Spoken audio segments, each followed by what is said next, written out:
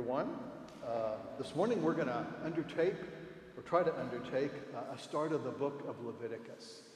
So we're going to find it, I think, something of a challenge. So let me say a few things about it first, and then we'll start working our way through it. Leviticus is difficult, and it hits a lot of modern readers as being difficult for a variety of reasons. One reason certainly is that Leviticus, unlike Genesis and Exodus, doesn't have the long kind of wonderful narratives where you've got things happening. Leviticus is a very different kind of book, so that's missing. And then also Leviticus seems to deal with stuff that probably most 21st century Christians aren't terribly interested in, like animal sacrifice and leprosy and things like that. So our job is going to be to kind of get in and kind of dig under the surface to sort of see the treasure that's here. So the thing I want to warn you against is, and actually it's something we have to be aware whenever we're reading anything in the Bible, we have to be aware of the danger of wanting instant relevance. Okay, I'm just going to open up the Bible to some sort of page, and something immediately significant is going to leap off the page, and that's how I'm going to operate. You're not going to find that here. So let me say a few things to kind of put Leviticus in context, and then we'll dive into the first chapter. So the first thing to say is that Leviticus actually continues immediately from the very end of the book of Exodus. So you remember in Exodus 40, verses 34 to 38, we have the cloud of the divine glory coming down and settling and taking up residence in the tabernacle. The first verse of chapter 1 of Leviticus then begins immediately after that. The Lord called Moses and spoke to him from the tent of meeting, saying, so the setting for the book of Leviticus is everything in this book is what God told Moses from the tent. Okay, so we're not at Mount Sinai anymore. We're standing in front of the tabernacle, and God is instructing Moses about a whole variety of things. It's interesting that throughout the whole of the Old Testament, we don't see any real desire on Israel's part to return to Mount Sinai, right? That would seem kind of natural, right? Seeing how significant it was. And I think there's a reason for that, though. There's a very real sense in which the tabernacle is, in effect, a kind of portable Mount Sinai, right? Because God's there. Okay, so God inhabits the tabernacle, and therefore the tabernacle goes wherever the people of Israel go. So in some ways, there's really no need to go back to Mount Sinai because God's wherever the people of Israel are. So I think that's a helpful thing to think about. Now, another thing about Leviticus that we want to kind of think about, because it's one of these big picture things. So Leviticus assumes a certain thing about the world that we don't want to miss. Leviticus assumes that the world that we live in is both a moral and spiritual order that was created by God. Okay, so in the mind of Leviticus, and I'll just use it as a way of talking about what the book reflects.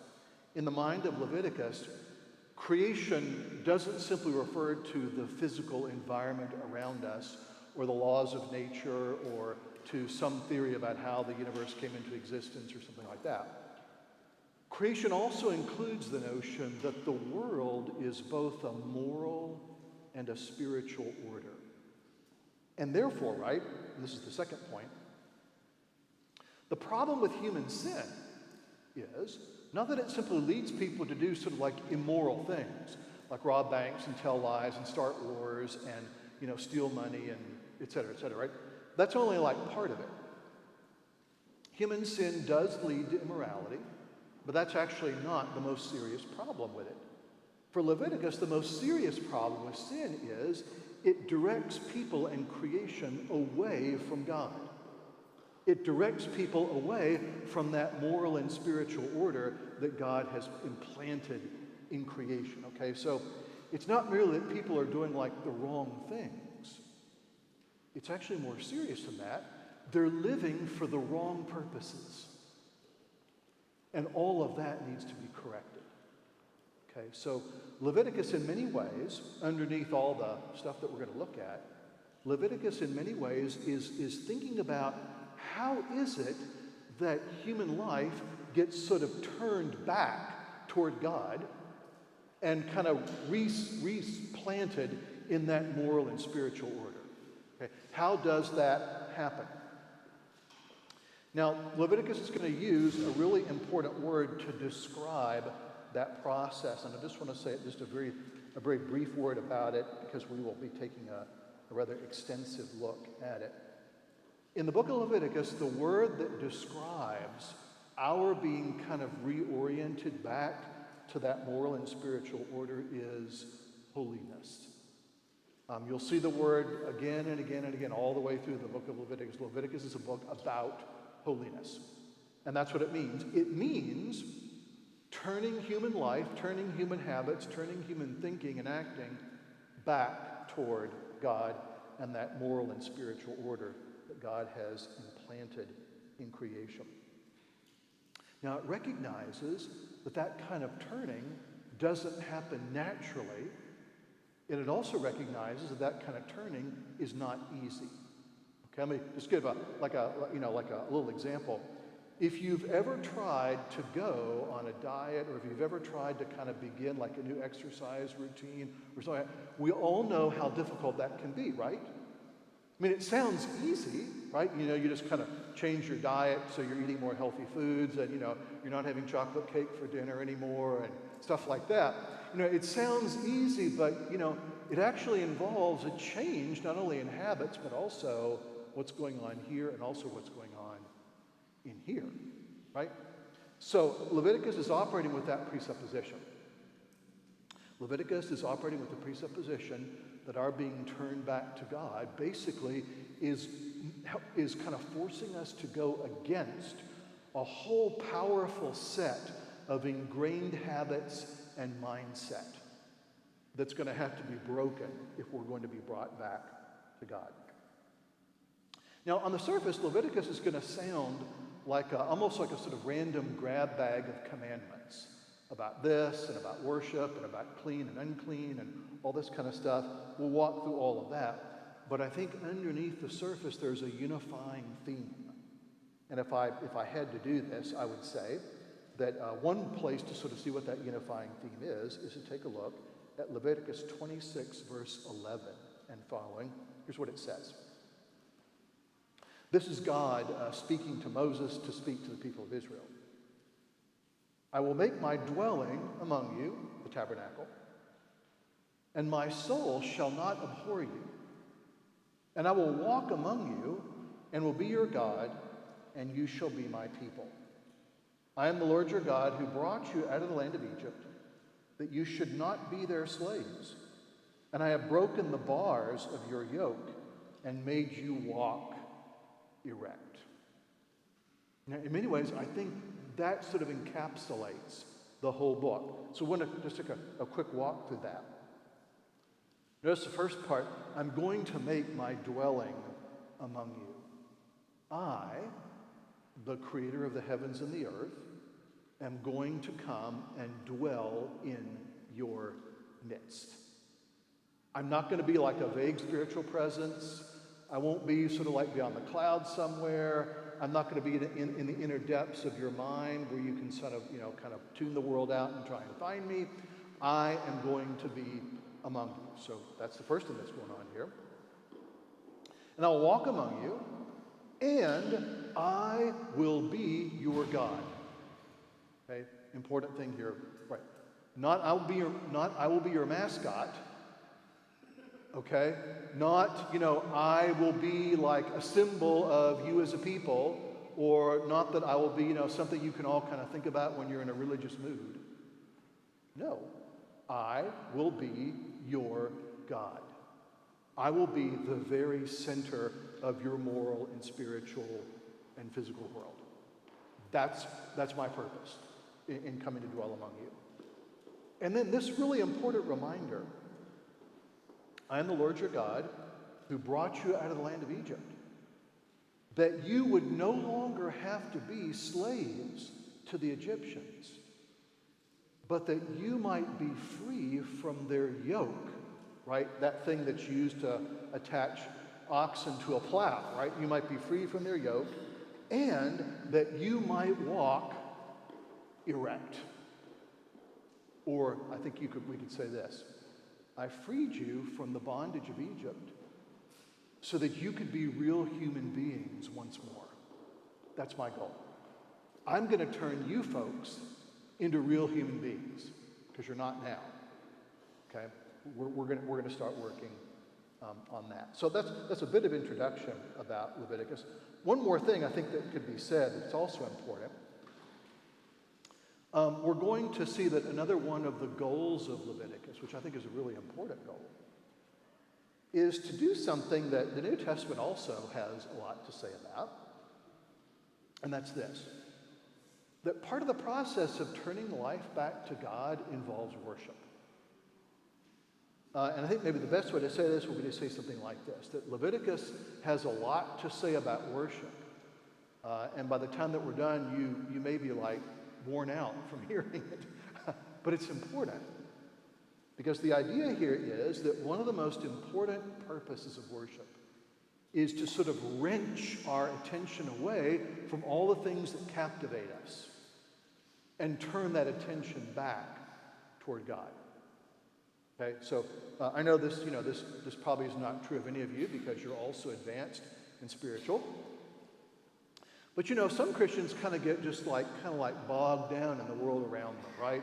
They get fascinated with their careers and with what's going on at home, what's going on at the office, and what's on the news, and this hobby and that hobby, and all this stuff comes piling in, and we sort of find ourselves we find ourselves with our lives kind of filled with all this stuff that we're focused on, and God kind of gets pushed further and further out, right? And then we get to that point, right, where, okay, gosh, tomorrow's Sunday, I suppose I need to sort of show up and, tell God hello. And then I'll go back to my stuff.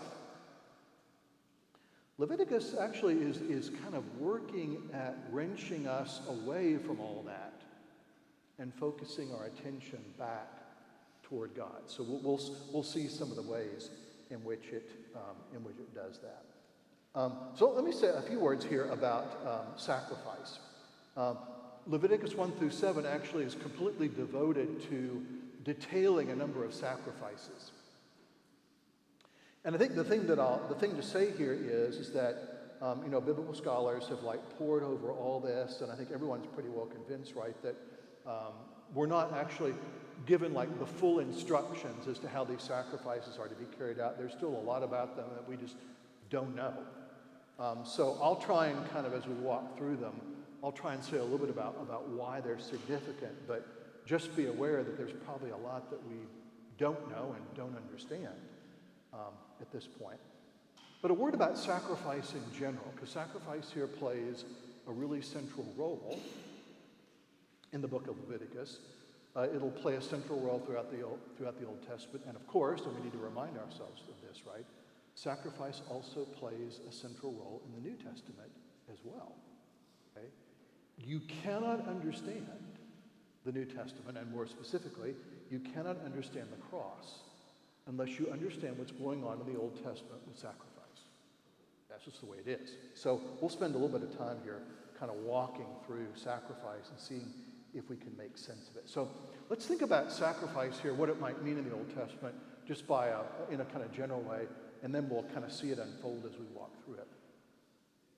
So the first thing we have to do here is we have to think about sacrifice in quotation marks, right? Because generally, right, when we think about sacrifice, the image probably in most of our minds, right, is sacrifice involves people giving things to the gods, right? You have an animal that you kill and you sacrifice that to the god, or you've got grain or wine or all the things that people sacrificed. So the image in our minds, right, is the gods are sort of being given something for some purpose. And generally the purpose, right, is to get some god to do what you want them to do. That is, in the ancient world, sacrifice kind of was a form of lobbying. Okay, you were trying to butter up some god so the god would do something for you that the god probably didn't really want to do. Now, obviously, this can't be true in Israel for at least two reasons. Number one, God doesn't need anything. Okay? What could you possibly give him? And second of all, right, even if God did need something, what would we give him? Because as a creator, right, everything already belongs to him already. Right? So obviously that notion of sacrifice can't apply to the Old Testament. So what is going on here in sacrifice? I think in a brief way we can say this. Sacrifice isn't actually for God. Sacrifice, interestingly enough, actually is for the benefit of the people of Israel in a number of ways. I'll hold up two ways right now, and then we'll talk about it a little bit more later on. The first benefit is this. As people are involved in sort of like offering things to God or sacrificing things, whatever it is, right? You're being reminded of where all these things came from. Okay? It's almost like, I think probably the closest parallel that we have would be, say the role that Thanksgiving dinner plays for us, right? You're seated around the table, you're about to have this lovely meal, or what you hope will be a lovely meal, depending on who brought what. and right, the purpose of, or one of the purposes of the meal, right, is for everyone to be mindful of where all these blessings come from, hence the word Thanksgiving, right? So one of the things that's going on in Israel sacrifices is, as people sacrifice, right, what they're being reminded of over and over and over is, whatever you have, whatever sustains life, that came from God. And it's important, right, that sinners understand that, right, because our tendency is we like to kind of think that we're like independent from God, right? That we kind of operate under our own power, that we can like organize our lives in our own way, and the only time we really need God is when we have like an emergency. Okay? I call this 911 theology. You know, we manage our own lives until there's some emergency, and then we try and bring God in. So sacrifice kind of schools the people of Israel day in and day out of their like radical dependence upon God. And that's really important for their relationship with God. Okay? One of the things that I've seen, in 36 years of parish ministry is one of the most amazing things that I've seen is, people who have gone through some sort of like dire crisis in their life, particularly like a health crisis, right, where they almost died. One of the things that often happens for those folks, right, is they come to a whole new awareness of their dependence upon God and for the fact that life really is a gift, right? When you're on the verge of losing that gift, you realize what a gift it is. And that's kind of one of the things that's going on here in sacrifice, is to remind the people of Israel that life and creation is a gift because they need to be reminded of it. Another thing that's going on in sacrifice is this, and we'll talk about this when we look at the burnt offering. Sacrifice isn't God like taking things from people almost as a kind of like a punishment.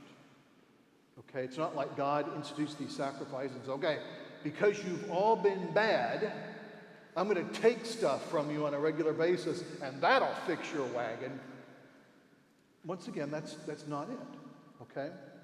Actually, something very different is going on, and that is as the people of Israel, right, make these sacrifices, another thing that's going on, in addition to their recognition of their dependence upon God, is they're recognizing that also they not only need to give God thanks, they literally need to hand themselves over to their Creator. Right? So as you're engaged in this continuous process of handing things over, you're being right, okay, the thing that I really need to hand over is me. In this sense, and I think I mentioned this a while back, you can understand something that Paul says in Romans 12, very much along these lines. I think Paul's actually thinking about the whole practice of, especially burnt offering, but also generally the whole practice of sacrifice, because he says this right at the beginning of 12. He says, I appeal to you, therefore, brothers, by the mercies of God, to present your bodies as a living sacrifice, holy and acceptable to God. Those two terms, holy and acceptable, are actually technical terms derived from the book of Leviticus. So think about it this way, right? Paul knows that the term living sacrifice is an oxymoron, right? Because by definition, right, sacrifices are dead. Okay? This is like talking about the circular square or, something like that. Paul knows that this is like a very difficult concept, but his point is this, right? Paul's point is, well, what's the nature of the Christian life? Well, essentially what it comes down to is it comes down to the process of us, day by day by day by day, right? We're turning ourselves over to God. We become our own sacrifice. We become the thing that we offer. Okay, what we're offering is ourselves, and we're doing that over and over and over. So let me say just a few quick words about burnt offering, and that's where we'll stop for today. So let me just read to you the little section here about the burnt offering. I don't expect it to make complete sense. I just want to point a few things out about it. So this is starting up in Leviticus 1, verse 3, and then and then ending about verse 9. So the thing you'll see here is you've got a number of animals can be offered as burnt offerings. We want to look at what burnt offering is, not necessarily what can be offered. So here it is. If this offering is a burnt offering from the herd, he shall be a male without blemish. He shall bring it to the entrance of the tent of meeting, that he may be accepted. There's that word, that he may be accepted. That is, the offering may be accepted before the Lord. He shall lay his hand on the head of the burnt offering, and it shall be accepted for him to make atonement for him. Then he shall kill the bull before the Lord, and Aaron's sons, the priests, shall take the blood and throw the blood against the sides of the altar, that is the altar of burnt offering, that is at the entrance of the tent of meeting. And he shall flay the burnt offering and cut it into pieces, and the sons of Aaron shall put fire on the altar and arrange the wood on the fire. And Aaron's sons, the sons of the priest, shall arrange the pieces, the head, the flat, and on the wood, as this is the fire of the altar.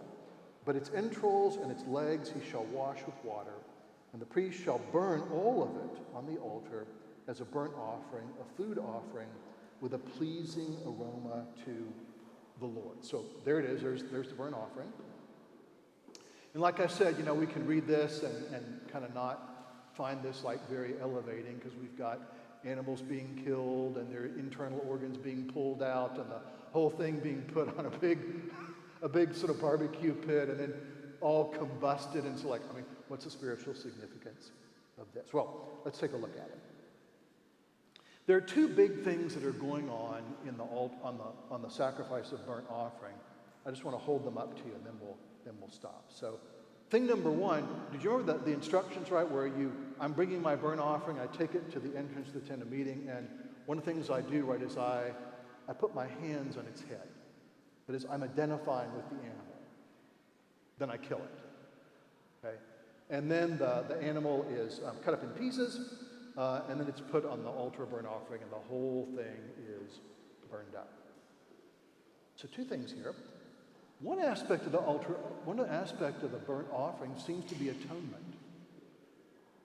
That is, it seems to be something like this. This is sort of like I think a really important aspect, right? So I put my hand on the animal, and in effect what I'm saying is, okay, for the purposes of understanding my relation with God, this animal is me. And now it's about to be killed.